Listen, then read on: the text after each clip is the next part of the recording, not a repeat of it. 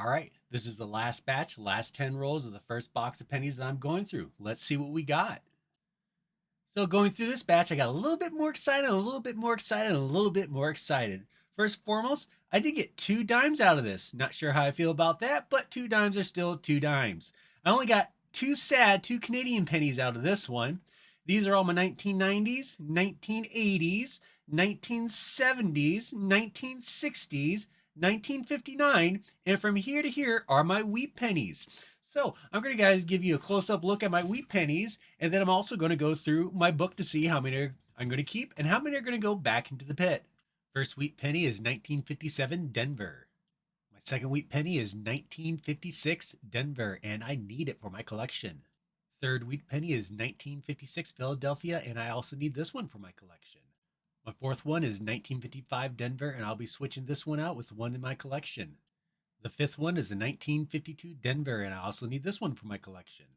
My sixth one is the 1951 Denver, and I will be switching this one out with one in my collection. The seventh one is a 1947 San Francisco, and I also need this one for my collection. And the eighth one is a 1944 Philadelphia, which also I need for my collection. So for this batch, total coin count is 495 coins. I got to keep 9 of them. Swapped out 16 with ones that were already in my collection. That means 483 coins are going into the pit. I did find 2 dimes out of them. One of them I needed for my collection. One's going back into the pit. Only 2 Canadian ones, so only 2 sad ones out of this one. Total of 8. That's right, 8 wheat pennies I found out of this batch. So total coin value going back into the pit, including the dime, is $4.92.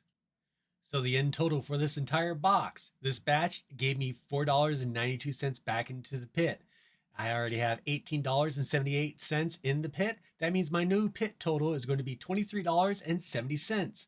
I found 16 wheat out of this entire box plus 4 dimes.